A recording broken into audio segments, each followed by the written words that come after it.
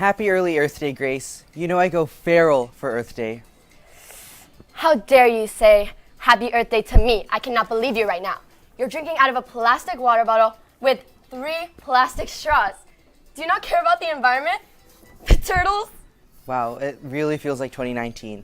But I care. Of course I care. It's just so convenient, Grace. How many plastic water bottles have you drinking just this week? Maybe like 20. I love having a full bladder. 20? Are you kidding me? You're not even gonna have fresh water if you keep up with these habits. I feel like me alone using plastic isn't gonna change anything, Grace. What kind of mindset is that? Every single person can make a difference. Did you know that 1,000 turtles die every year from plastic consumption alone?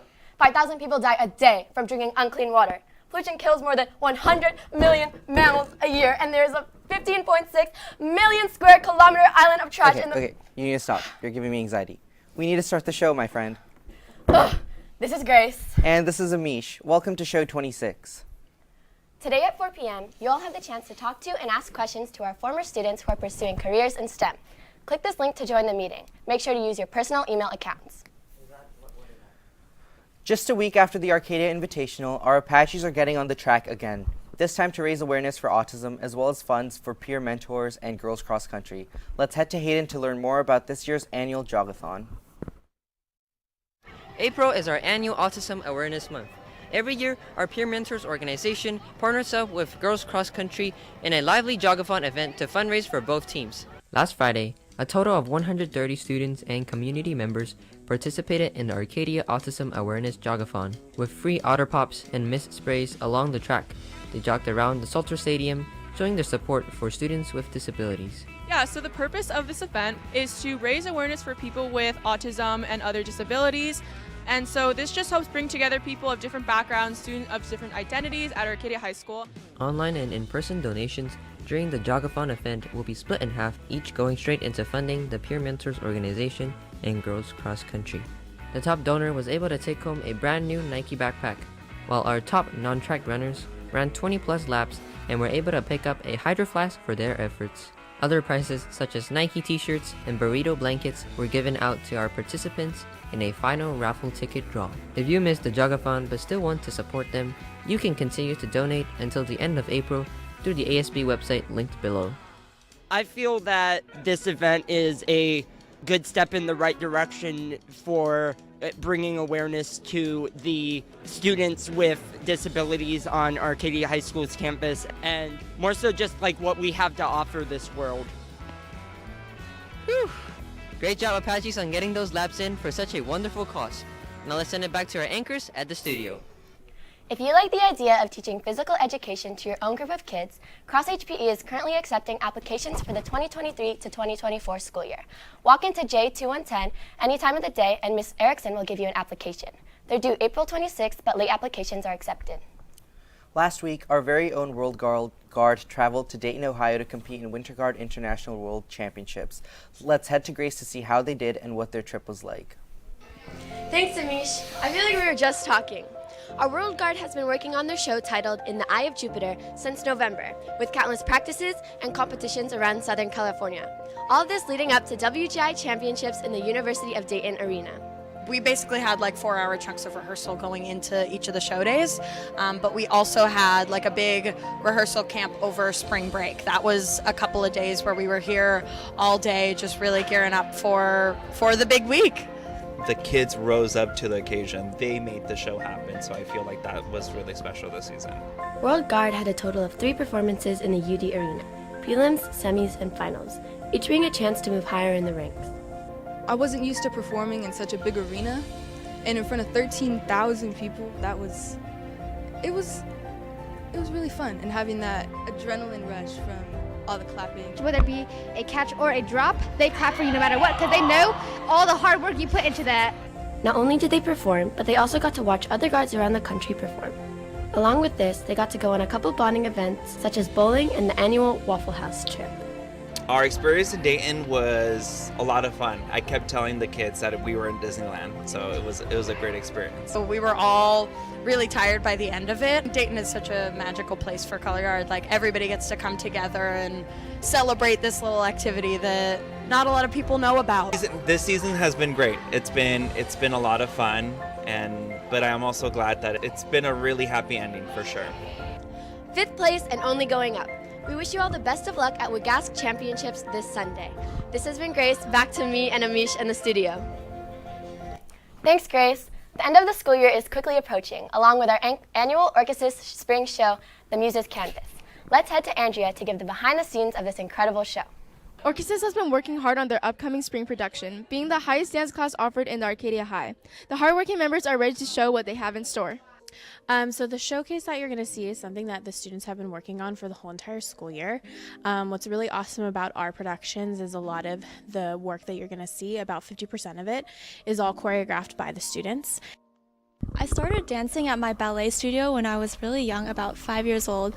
But at that studio, I always felt like I was restricted in some way just because ballet has a lot of rules and regulations, and we also aren't allowed to have much of our artistry in it. But when I discovered Orchesis, I found out we had opportunities to choreograph for the company, and we could also find a community there with peers that are our age, and it just seemed like a really fun way to bond with other people over a passion that we all share. This showcase will display all the hard work these students have been working day and night for. I think it's a really great way to kind of see what it is that the dance program is about. Yes, we do focus on training and teaching them how to become stronger dancers, but we really like to empower their voices as choreographers and artists. So I think it's really great to kind of see that aspect of it.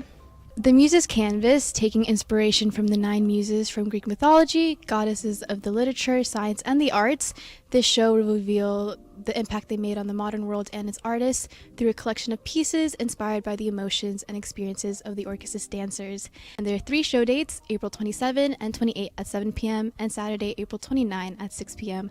I'm so pumped for their performance. If you are as excited as I am, you should order the tickets online at ahsorchesis.com. Students get $5 off of their tickets if you show your ID. And if not, you can buy your tickets at the door. See you there, Apaches. Oh my god, my food delivery's finally here. Want some food with that plastic? I can't even breathe right now. I didn't have time for breakfast, Grace. I don't care. You could have asked me for some food out of my reusable container.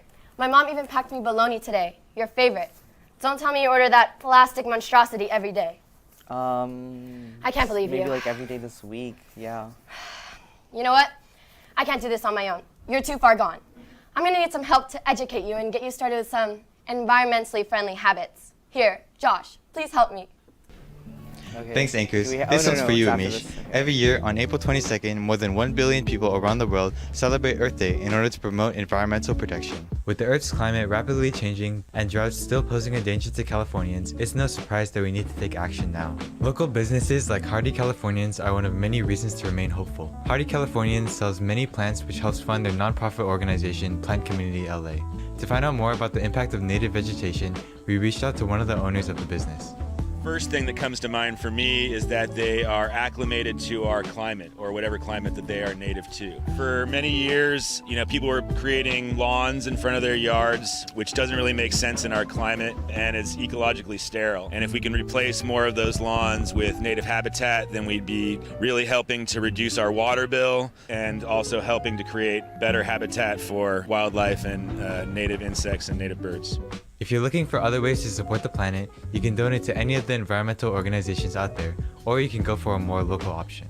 Another way you can help out is by composting. I think it's really great that recently Los Angeles City, for example, has started to include curbside composting. People can just put their food scraps into their green bin with their yard waste. Now we're able to capture that carbon and turn it into beneficial soil amendments, which is distributed to farmers and other places that need it around Southern California. Even though Earth Day only lasts for 24 hours, let this be a reminder for us to be conscious of our daily choices and give back to our planet. This has been Josh, and back to the anchors. Wow, Josh really made me see that from a different perspective. Of course, you listen to him and not me. Well, Grace, all you did was get mad at me and yell statistics, but Josh taught me how to change. You're right. I guess I can learn something from Josh too. The best way to make a difference is be patient and spit facts. You know who else was spitting facts? Our sports team this week. What kind of transition was that? Yeah, here's Eli with sports. Thanks, Amish. Just like our Earth, our sports teams have been on fire recently, and they're not ready to stop through just global warming up. In this week's edition of Apache Sports, we'll be recapping Monday's badminton game against South Pass and Thursday's boys tennis game against Crescenta Valley. Our teams have been fighting hard, but before we get too into it, let's head in over to Jacob for badminton. Thanks, Eli. Our badminton team has been doing absolutely phenomenal. On Monday, they played against South Pasadena, in which they displayed all their hard work. During the match, there were multiple intense games going on throughout the court. Both teams were trading points back and forth, but eventually all the matches led to Arcadia taking the W. There were some close calls in some of the mixed double matches, but Arcadia ultimately finished the match 21-0. It was such a great game played by our varsity boys and girls. I can't wait to see them play again. Anyways, back to Eli in the studio. Our boys tennis teams have been having a great time, but for more info, let's send it over to Adam. Thanks, Eli. Our Apache's boys tennis team has done amazing this week, with both close matches and absolute domination. I just came back from watching one of their exciting games, and let me tell you how that went. On this week's Tuesday, our boys varsity tennis team unfortunately lost to Burbank after a close match of 8-10. The players gave their hardest and put on an intense match. However though, after that game, our team still hold a 13 wins to 2 loss record and 9-1 league. Sure enough, the boys dominated Thursday's match against Crescenta Valley with a clean score of 18-0. Great job to our tennis boys, and we here at APN wish you the best of luck on your future games. This has been Adam, and let's send it back to the studio. We can't leave sports just yet without highlighting how crazy our other teams have been doing. On Monday, softball decimated Glendale, ending 20-0, and baseball won against Burroughs 3-1. On Tuesday, baseball won 2-1 against Burbank, and Royal beat Arcadia 9-5. Yesterday, badminton won against Keppel 19-2, and softball won against Burroughs 7-5. Finally, softball and baseball will be playing today at 3:30. That's it for the week, and this has been Eli on Apache Sports. I'll be sending it back to the anchors. You know, Grace, I thought about it, and I'd really like to indulge in your earthy lifestyle. I even bought the same little gadgets as you. Oh, my turtles. I think I'm gonna cry. I knew this would make you happy, Grace. And are you? I think that's our indication to wrap up the show. Okay, but one more thing before we go. We now have a permanent Apache News donation button on the ASB store. Click the link below to access the website. Once you're there, click product categories, then scan, then click donations to find APN. Every person who donates $20 or more will get a shout out on one of our shows. Every cent counts to create the studio of our dreams. This has been Grace. And this has been Amish. As always, follow us on our socials down below. See you next week, Apaches.